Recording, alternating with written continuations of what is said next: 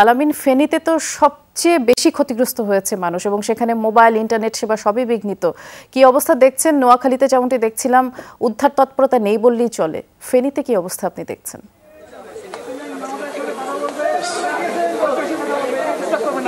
প্রাণ potato ক্র্যাকারের special মশলা এমনই যে লোভ সামলে রাখা যায় না। প্রাণ পটেটো ক্র্যাকার।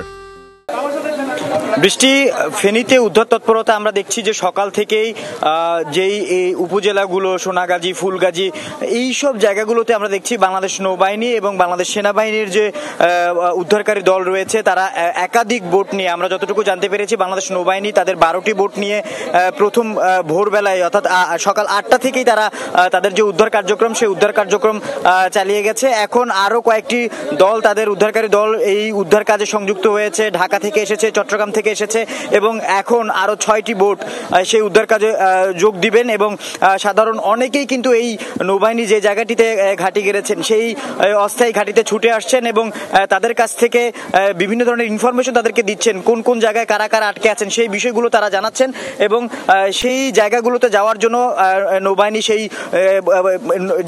স্থানগুলো নোট করে নিচ্ছেন এবং স্বজনদের সাথে করে নিয়ে যাবেন, এটাই আমরা জানতে পেরেছি।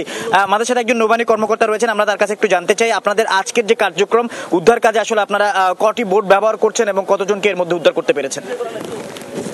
আপনারা জানেন যে বাংলাদেশ নৌবাহিনী গতকাল থেকেই ডিপ্লয়েড এবং আমরা গতকালকে আসার পরপরই আমাদের ম্যাক্সিমাম যতটুকু পসিবল দিনে আলোতেই আসার সাথে সাথে আমরা ডিপ্লয় করে দিয়েছি।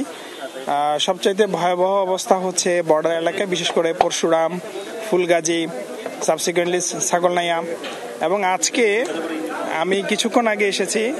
ডিসি মহোদয় আমাকে সকালে জানিয়েছেন যে ফেনী সদর উপজেলার আপনার লস্করহাট, কালীদহ এই এলাকা এবং ঢাকা চিটং হাইওয়ে ডুবে গিয়েছে। আমি নিজে একটু আগে এসেছি। এখন যে অবস্থা তাতে আপনার এই পূর্বাঞ্চল পুরাটাই ফ্লাডেড এবং যতটুকু শুনতে পেয়েছি তাতে একতলা ডুবে গিয়ে দোতলায় হয়ে উঠে গিয়েছে। তো আজকেও আমাদের অলরেডি 6টা বোট, বাংলাদেশ কোস্ট গার্ডের 2টা বোট এবং এখন আমাদের আরো 6টা বোট যাচ্ছে এবং আরো আমরা চট্টগ্রাম থেকে এবং ঢাকা থেকে আমাদের রিইনফোর্সমেন্ট হচ্ছে। সাবসিকুয়েন্টলি সময়ে সময়ে লোকজন আসছে, কেউ মালামাল নিয়ে আসছে, কেউ রিলিফ নিয়ে আসছে, কেউ বোট নিয়ে আসছে। আপনারা আশেপাশে দেখবেন আমাদের প্রচুর ট্রান্সপোর্ট, প্রচুর কর্মযোগ্য লোকজন কাজ করছে। আমরা সাবসিকুয়েন্টলি পাঠাচ্ছি, রিইনফোর্স করছি এবং হচ্ছে যে যখন যেটা প্রয়োজন। পরিস্থিতি কেমন দেখছেন? সে একেবারে যে এলাকাগুলো প্লাবিত, আমরা যতটুকু শুনতে পাচ্ছি যে 2তলা বিল্ডিং যেটা সেটাও কিন্তু একেবারে পানিতে তলিয়ে গেছে। এমন ভয়াবহ বন্যা আসলে কিভাবে আপনারা সামাল দিচ্ছেন? আচ্ছা, আমরা যে সমস্ত এলাকায় দোতলাও ডুবে গিয়েছে, আমাদের কাছে জেলা প্রশাসনের পক্ষ থেকে অনুরোধ হচ্ছে যে এই লোকগুলোকে পিক করে অনেক দূরে কোথাও না নিয়ে রেদার ধারে কাছে যেখানে শেল্টার স্টেশন আছে বা হাই রাইজ বিল্ডিং আছে ওনাদেরকে তুলে সেখানে পৌঁছে দেওয়া, যাতে এই লোকগুলো সার্ভাইভ করতে পারে। যাদের নিচে একতলা বাড়ি, টিন শেড, তাদের সার্ভাইভালটা ভেরি ডিফিকাল্ট। সো আমরা এইভাবে অপারেট করছি। আমাদের সাথে জেলা প্রশাসন রয়েছে, এডিসি জেনারেল মহোদয় রয়েছেন, এনডিসি মহোদয় রয়েছেন আর ডিসি ফেনী মহোদয়, উনি সার্বক্ষণিক যোগাযোগ রাখছেন এবং ওনার প্ল্যান, আমাদের প্ল্যান, একসাথে আমরা এই কাজগুলো করছি।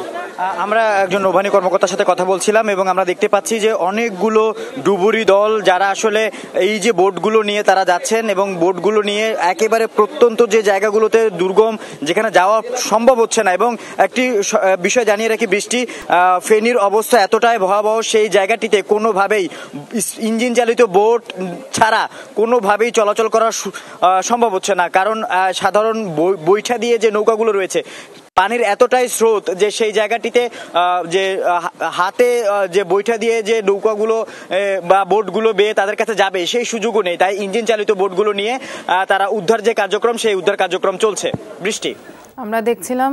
অনেক ধন্যবাদ জানাচ্ছি।